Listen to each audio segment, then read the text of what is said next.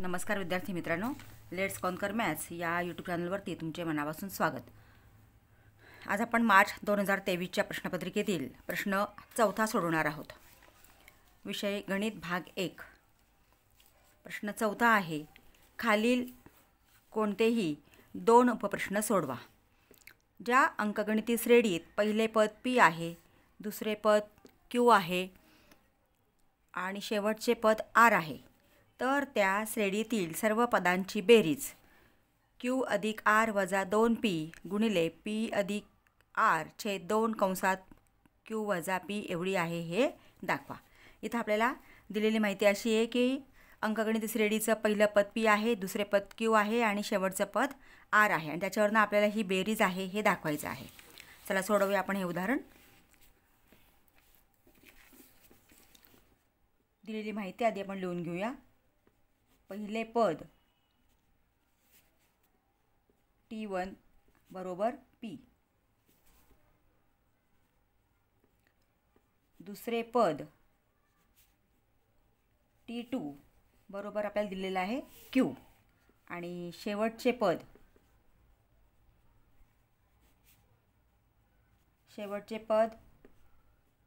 tn बरोबर r। आता इथं पहिलं पद p आहे, दुसरे पद q आहे। आपल्याला d काढायचा आहे, म्हणजे सामान्य फरक आपल्याला काढायचा आहे। सामान्य फरक d बरोबर t2 वजा t1। मग d बरोबर t2 किती आहे q आणि t1 आहे p, म्हणजे q वजा p आहे। d बरोबर q वजा p। आता आपल्याला या अंकगणित श्रेणीमध्ये n पद आहेत असं आपण मानायचं आहे, म्हणून या अंकगणिती श्रेणीत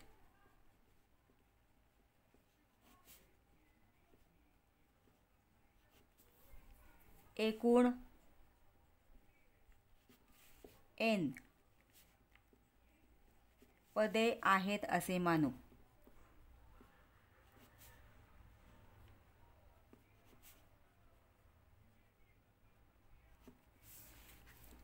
आता tn चे सूत्र वापरायचं आहे। tn बरोबर a अधिक n वजा 1 गुणिले d।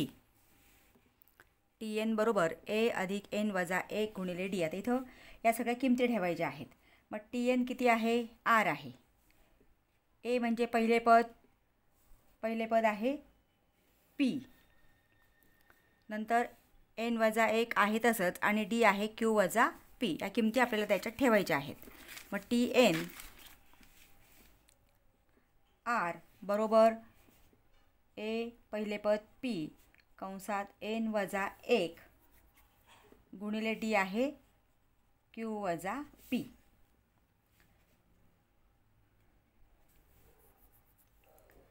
आता हे आपल्याला सोडवायचं आहे। मग हा जो p आहे, कारण इथं हा यांचा गुणाकार आहे, हे इथं आपल्याला काही करता येणार नाही, परंतु हा p आपल्याला डाव्या बाजूला घेता येणार आहे। इथं हा धन आहे, म्हणजे तो डाव्या बाजूला घेताना ऋण होणार आहे किंवा वजा होणार आहे। मग r वजा p, हा p आपण इकडे घेतला डाव्या बाजूला, म्हणून इथं पुढे शिल्लक राहिलेला आहे उजव्या बाजूला n वजा 1 कंसात p वजा q। r वजा p बरोबर n वजा 1 गुणिले p वजा q। मग आता इथं हा इथं q वजा p पाहिजे, q वजा p दिलेला आहे तसंच लिहायचं, त्यात बदल करायचा नाही। इथे पुढे लिहूया आपण q वजा p। हा q वजा p जो आहे तो इकडे भागिले घ्या, कारण इकडे हा गुणिले आहे। मग r वजा p छेद q वजा p बरोबर n वजा 1। r वजा p हा q वजा p आपण इकडे भागिले घेतला, उजव्या बाजूला शिल्लक राहिला आहे n वजा 1। आता हा वजा 1 सुद्धा आपल्याला डाव्या बाजूला घेता येईल आणि n ची किंमत आपल्याला काढता येईल। मग r वजा p हे आहे असंच लिहितोय आपण, r वजा p छेद q वजा p, हा वजा 1 इकडे त्यांना अधिक 1 होणार आहे बरोबर n। आता इथे हे अपूर्णांकांचा नियम वापरायचा आहे, अपूर्णांकांच्या बेरजेचा नियम। इथं छेद किती आहे, काहीच नाही, म्हणजे 1। आता आर वजा पी छेद क्यू वजा पी अधिक 1/1 बरोबर एन. आता इथं छेद वेगवेगळे आहेत, भिन्न छेद आहेत, म्हणून तिरकस गुणाकार करावा लागेल. तिरकस गुणाकार अंशस्थानी आणि छेदस्थानी मात्र दोन्ही छेदांचा गुणाकार. मग आर वजा पीला आपण 1ने गुणलं तर काय होणार आहे? आर वजा पी अधिक 1 गुणिले क्यू वजा पी म्हणजे क्यू वजा पी छेद 1 गुणिले क्यू वजा पी म्हणजे, किंवा इथे लिहून घ्यावं तर 1 गुणिले म्हणजे लक्षात येईल तुमच्या, क्यू वजा पी बरोबर एन. ह्या अंशाने छेदाला गुणलं, कोणत्याही संख्येला एकाने गुणलं तर गुणाकार तोच येतो, म्हणून आपण तेच लिहिलं आहे. आर वजा पी अधिक क्यू वजा पी छेद 1 गुणिले क्यू वजा पी बरोबर एन. आता हे कंस आपल्याला सोडवायचे आहेत. मग आर वजा पी अधिकने गुणल्यानंतर पुढच्या चिन्हांमध्ये बदल होत नाही, म्हणून अधिक क्यू वजा पी छेद एकाने गुणल्यानंतर काही बदल होत नाही, म्हणून क्यू वजा पी बरोबर एन. आता इथं वजा पी आणि वजा पी यांची बेरीज होणार आहे, समान चिन्ह आहेत, म्हणजे एन आपण डाव्या बाजूला लिहूया. एन बरोबर आर आहे तसाच वजा पी आणि वजा पी वजा 2p अधिक क्यू छेद क्यू वजा पी. ही झाली एनची किंमत.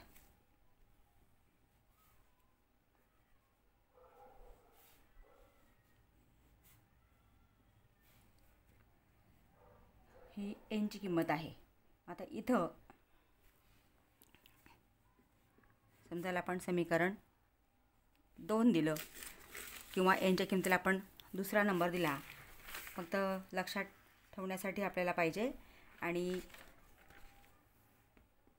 टी एन जे आहे त्याला आपण 1 क्रमांक दिला. आता इथं आपल्याला एस एन काढायचं आहे, कारण बेरीज काढायची आपल्याला, म्हणून सूत्र आहे एस एन बरोबर n/2 पहिले पद म्हणजे T1 अधिक शेवटचे पद, हे सूत्र वापरायचं आहे. एस एन बरोबर n/2 T1 अधिक TN. आता ह्या किमती आपण ठेवूया.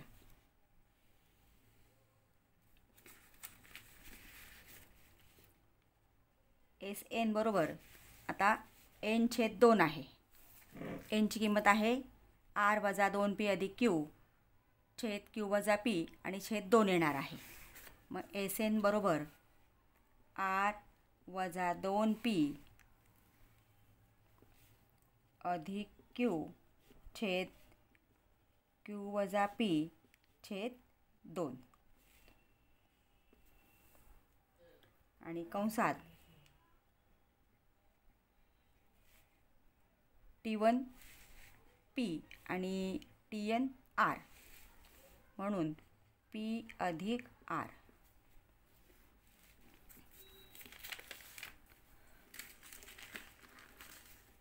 आता हे इथं आपल्याला या दोघांचे गुणाकार होणार आहे, कारण R वजा 2p अधिक क्यू छेद क्यू वजा पी आहे आणि छेद 2 याला गुणिले P अधिक R आहे. म्हणजे आपल्याला आता हे लिहिताना एस एन बरोबर आर वजा 2p अधिक क्यू गुणिले हा 2 वरती गुणिले होणार आहे 2 कंसात क्यू वजा पी. अपूर्णांकांचा भागाकार म्हणजे हा पहिला अपूर्णांक भागिले 2/1 आणि हा नंतर गुणिले करून तो व्यस्त होतो 1/2, म्हणजे या ठिकाणी हा 2 याला गुणिले होणार आहे आणि P अधिक R. आता हे फक्त आपल्याला इथं जे विचारलेलं आहे हे उत्तर आपण काढलेलं आहे, फक्त आता काय विचारलं आहे आपल्याला बघा कसं विचारलं आहे. तर हे फक्त अरेंज करायचं आहे.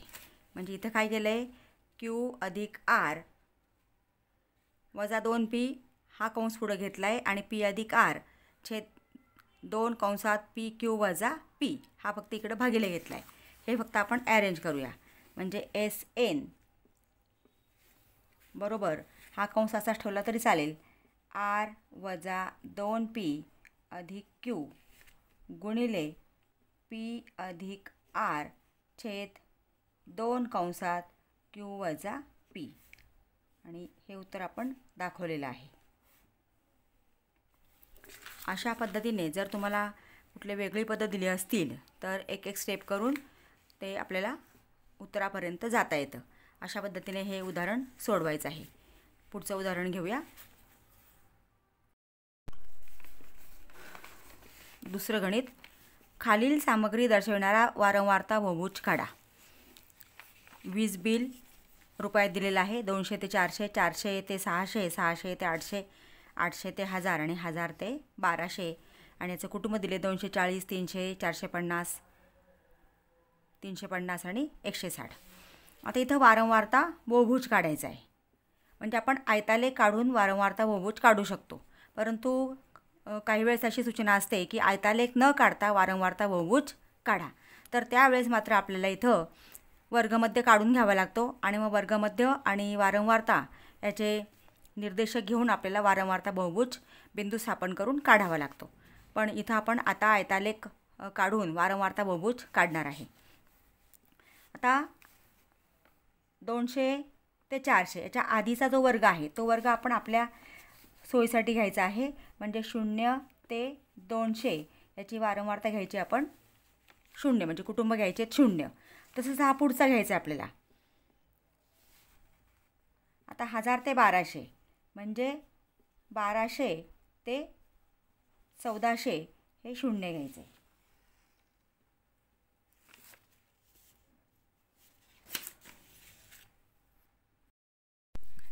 विद्यार्थी मित्रांनो, आपल्याला वारंवारता बहुभुज काढण्यासाठी आपण आयतालेख काढणार आहोत. पुस्तकातलं जे उदाहरण आहे त्यात आणि यात थोडासा बदल आहे.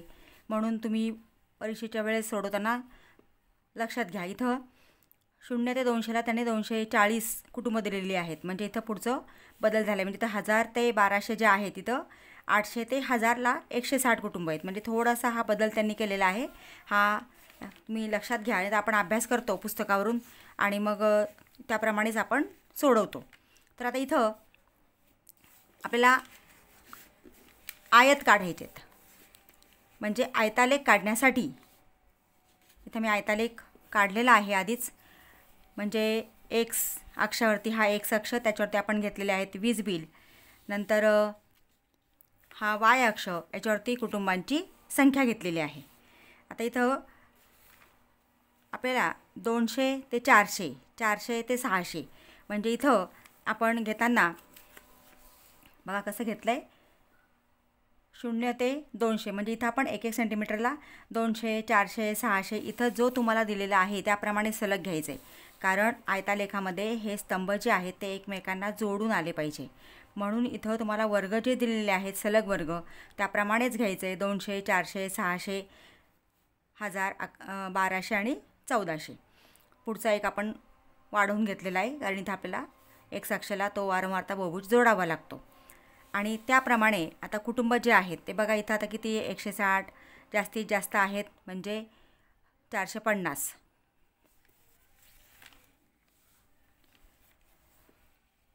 म्हणून जर आपण 100-100 जर घेतलं 1 सेंटीमीटरला तर हे अंतर फार कमी होतं. म्हणून इथं 1 सेंटीमीटरला 50 घेतलेत. आणि जे आपण घेतलं आहे ते इथं प्रमाणात लिहिलं की काही अडचण येत नाही. एक्स अक्षावरती आपण 1 सेंटीमीटर बरोबर 200 रुपये घेतलं आहे. आणि वाय अक्षावरती आपण 1 सेंटीमीटर बरोबर 50 कुटुंब घेतली आहेत. म्हणजे इथं 50, 100, 150, 200, 250, 300, 350, 400, 450, 500. फक्त इथं मधले अंक आपण नाही लिहिले तरी चालतं आहे. आता इथं 200 ते 400, 200 ते 400 मध्ये 240 आहे. 240 कसं घ्यायचं आहे तर आता इथं बघा 250 आहे. 200 ते 250 मध्ये इथं 10 रेघा आहेत. म्हणजे इथं 50 कुटुंबांना 10 रेघा आहेत. म्हणजे एका कुटुंबाला किती झाले इथं एका रेघेला 5 झाले, 5 कुटुंब. आता इथं 240 म्हणजे 5 8 45 म्हणजे 8 रेघा. म्हणजे 250ला 2 रेघा कमी म्हणजे बरोबर इथं 240 येते बघा. म्हणजे हे 240 याप्रमाणे हा स्तंभ काढला. नंतर 400 ते 600 तुम्हाला दिलेला आहे 300. इथं 300 आहेच म्हणून हे सोपंच आहे काढायला. हा स्तंभ काढला. हे स्तंभ फक्त जोडून काढले पाहिजे. नंतर 600 ते 800 450. आता 400 आणि 500 याच्यामधला येतो 450. म्हणजे हा 450चा स्तंभ आपण काढला. नंतर 800 ते 1000. 800 ते 1000मध्ये 350 आणि 1000 ते 1200मध्ये 160. 160 म्हणजे इथे 150 आणि त्याच्या पुढं 2 रेघा.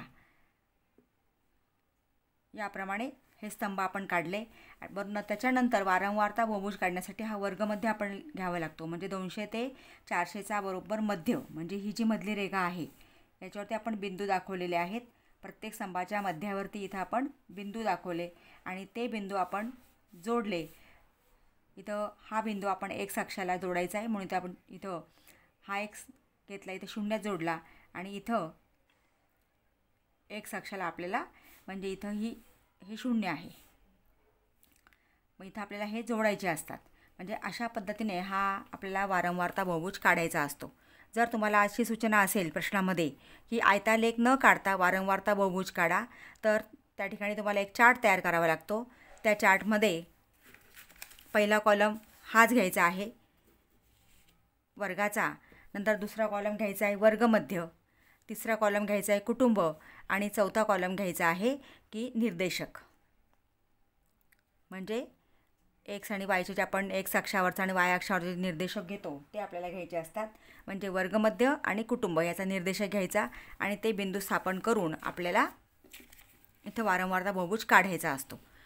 पण जर तुम्हाला काही सूचना तशी नसेल तर आपण याप्रमाणे काढला तरी चालतो. आता मार्क जे आहेत ते प्रत्येक हा अचूक स्तंभ किंवा बिंदू स्थापन करायला अर्धा अर्धा मार्क असतो. आणि त्याच्यानंतर अर्धा मार्क जो आहे तो हे अक्ष एक्स आणि वाय अक्ष काढून त्याच्यावरती जे प्रमाण आहे ते अचूक तुम्ही घेतलं की त्याला अर्धा मार्क मिळतो.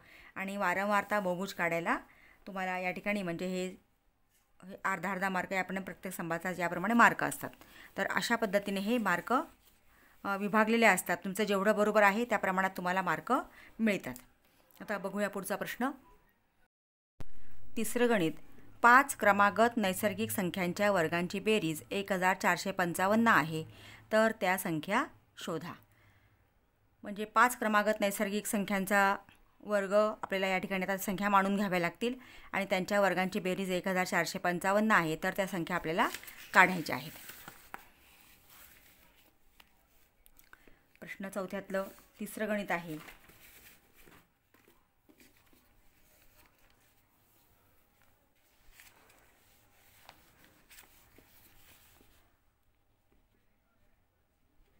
पहिली नैसर्गिक संख्या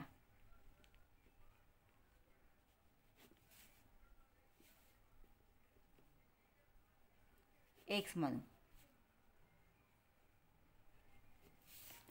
आता क्रमागत म्हणजे काय की समजा पहिली संख्या 5 असेल तर 5 6 7 8 याप्रमाणे. म्हणजे त्या ठिकाणी पहिली संख्या एक्स असेल तर दुसरी कितीने वाढणार आहे? 1ने वाढणार आहे. तिसरी 2ने वाढणार आहे. म्हणजेच बघा समजा पहिली 1 2 3 4 5 अशा संख्या असतील तर एकामध्ये 1 मिळवला की 2 होतात, एकामध्ये 2 मिळवले की 3, एकामध्ये 3 मिळवले की पुढची संख्या मिळते 4. अशा पद्धतीने आपल्याला त्या संख्या आता मानायच्या आहेत. म्हणजे पहिली संख्या आपण घेतली एक्स, तर दुसरी संख्या किंवा त्या 5 क्रमांक संख्या डायरेक्ट लिहिल्या तरी चालतील. 5 क्रमागत नैसर्गिक संख्या एक्स, पुढची एक्स अधिक 1, एक्स अधिक 2, एक्स अधिक 3 आणि एक्स अधिक 4. या झाल्या 5 क्रमांक संख्या 1 2 3 4 5. एक्स, एक्स अधिक 1, एक्स अधिक 2, एक्स अधिक 3 आणि एक्स अधिक 4. आता या संख्यांच्या वर्गांची बेरीज ही 1455 दिलेली आहे. मग आता दिलेल्या अटीनुसार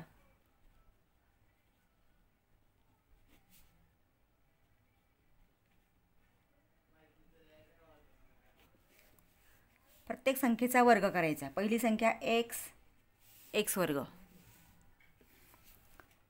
अधिक एक्स अधिक 1 कंसाचा वर्ग अधिक एक्स अधिक 2 कंसाचा वर्ग अधिक एक्स अधिक 3 कंसाचा वर्ग एक्स अधिक 4 कंसाचा वर्ग बरोबर 1455. आता इथं आपल्याला ए अधिक बी कंसाचा वर्ग हे सूत्र वापरायचं आहे. ए अधिक बी कंसाचा वर्ग काय सूत्र आहे? ए वर्ग अधिक 2ab अधिक बी वर्ग म्हणजे पहिल्या पदाचा वर्ग अधिक दुसऱ्या म्हणजे दोन्ही पदांचा गुणाकार त्याला गुणिले 2 किंवा दोन्ही पदांच्या गुणाकाराचे दुप्पट अधिक दुसऱ्या पदाचा वर्ग. या सूत्रानुसार आपल्याला आता ह्या प्रत्येक कंसाचा इथं वर्ग करायचा आहे. मग एक्स वर्ग अधिक आता एक्स अधिक एकचा वर्ग करूया. इथे कंसात लिहू म्हणजे लक्षात येईल तुमच्या. एक्सचा वर्ग एक्स वर्ग 1 गुणिले एक्स एक्स आणि त्याला गुणिले 2 म्हणजे 2x अधिक एकाचा वर्ग एकच. आता एक्स अधिक 2चा वर्ग करायचा आहे आपल्याला. एक्सचा वर्ग एक्स वर्ग 2 गुणिले एक्स 2x त्याची दुप्पट 4x अधिक 2चा वर्ग 4 अधिक आता एक्स अधिक 3चा वर्ग करायचा आहे. एक्स वर्ग पहिल्या पदाचा वर्ग दोघांच्या गुणाकाराचे दुप्पट म्हणजे 3 गुणिले एक्स त्याला दुप्पट 3 दुणे 6x अधिक 3चा वर्ग 9 अधिक एक्स अधिक 4चा वर्ग एक्स वर्ग अधिक 4 गुणिले एक्स 4x त्याची दुप्पट 8x अधिक 4चा वर्ग 16 बरोबर 1455. आता हे कंस आधी आपण सोडवून घेऊया. एक्स वर्ग इथं कंसाच्या बाहेर अधिक चिन्ह असल्यामुळे धनचिन्ह असल्यामुळे कंसातल्या चिन्हांवरती कोणताही परिणाम होणार नाही. चिन्ह कुठलेही बदलणार नाहीत. आहे तसेच लिहायचे आहेत. एक्स वर्ग अधिक 2x अधिक 1 पुढचा कंस आता आहे तसाच लिहायचा आहे. एक्स वर्ग अधिक 4x अधिक 4 अधिक एक्स वर्ग अधिक 6x अधिक 9 हा कंस. आता हा कंस अधिक एक्स वर्ग अधिक 8x अधिक 16 बरोबर 1455. आता एक्स वर्ग किती वेळा आहे बघा. 1 2 3 4 5 सगळे धन असल्यामुळे तर आपण डायरेक्ट बेरीज करू शकतोय. 5x वर्ग. आता एक्सची पदं बघूया आपण. 2x आणि हा 4x 4 आणि 2 6x 6 आणि हे 6x 6x आणि 6x 12x 12x अधिक हे 8x म्हणजे 20x. आता संख्यांची बेरीज 1 आणि 4 5 5 आणि 9 14 14 आणि 16 30 बरोबर 1455. हे वर्गसमीकरण तयार झालेलं आहे. आता इथं सगळ्या मोठ्या संख्या आहेत. आपण संख्या इथं प्रत्येकाला 5ने भाग जातोय. मग आपण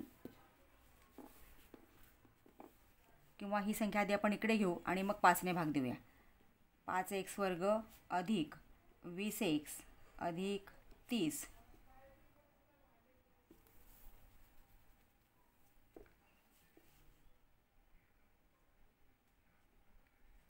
वजा 1455 बरोबर 0. ही संख्या आपण इकडे घेतली आहे. 5x वर्ग अधिक 20x आता 55मधनं 20 गेले 1455 आहे म्हणजे 1425 बरोबर 0. आता इथं 5ने भाग जातोय. म्हणून समीकरणास 5ने भागून.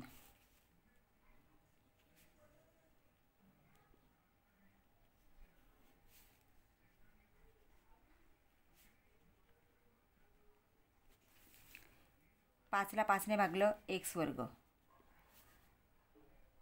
20ला 5ने भागलं आपण तर 4 पंचे 20 म्हणजे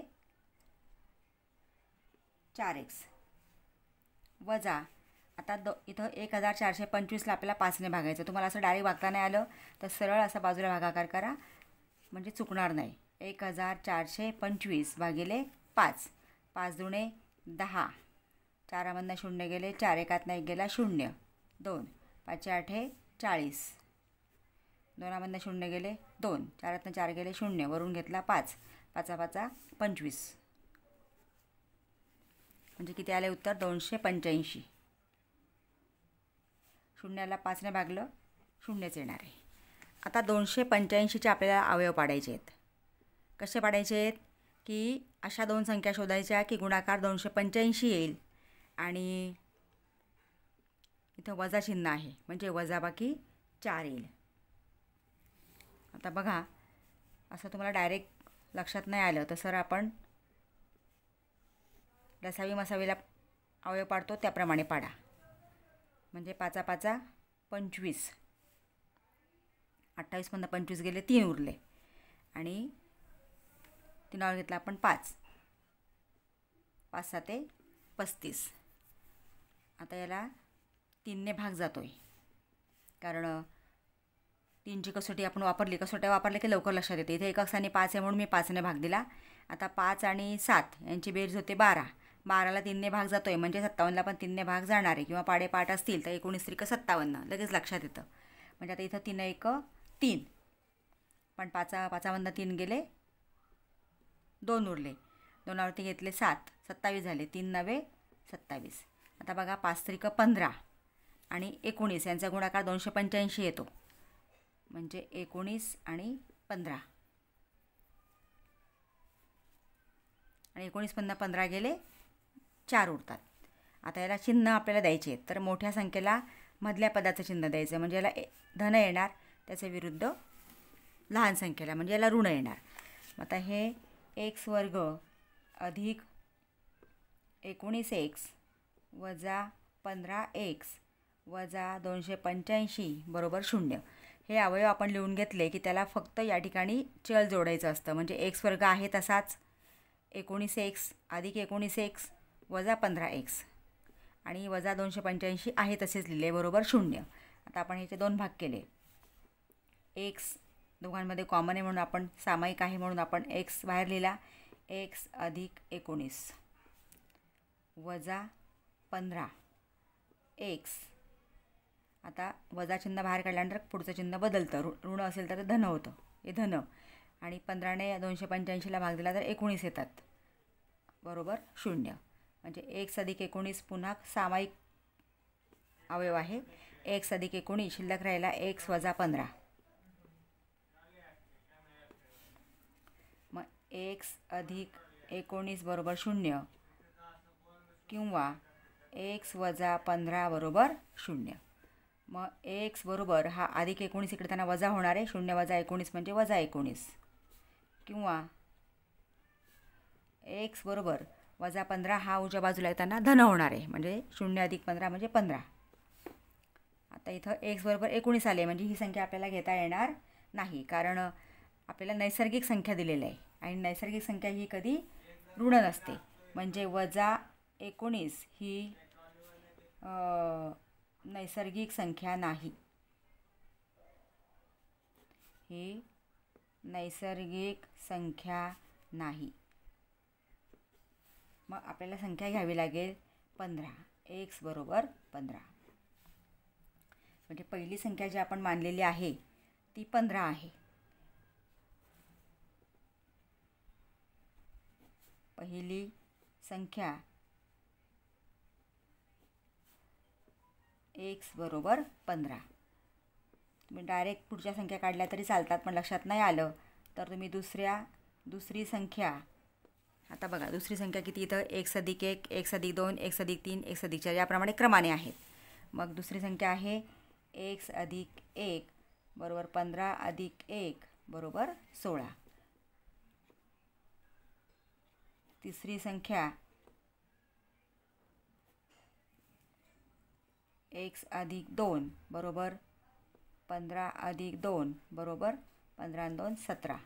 नंतर चौथी संख्या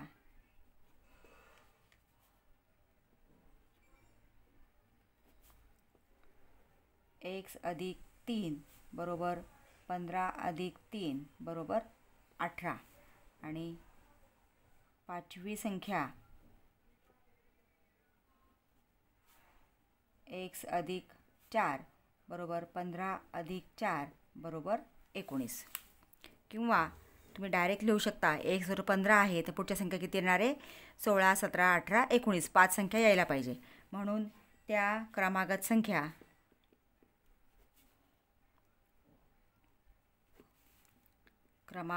नैसर्गिक संख्या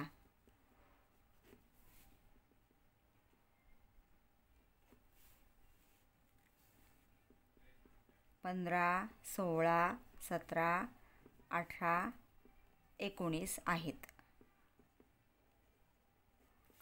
म्हणजे 15 त्याच्यानंतर पुढच्या 5पर्यंत लिहायचं आपण 15, 16, 17, 18, 19. तुम्ही हे जरी नाही सोडवलं डायरेक्ट लिहिलं तरी चालेल. याप्रमाणे अशा प्रकारचं उदाहरण सोडवायचं आहे. विद्यार्थी मित्रांनो, तुम्ही अजूनही चॅनलला सबस्क्राईब केलं नसेल तर प्लीज चॅनलला सबस्क्राईब करा. पुढच्या व्हिडिओसाठी बेल आयकॉन प्रेस करा. व्हिडिओ आवडला असेल तर लाईक करा आणि आपल्या मित्रांना शेअर करा. थँक्यू.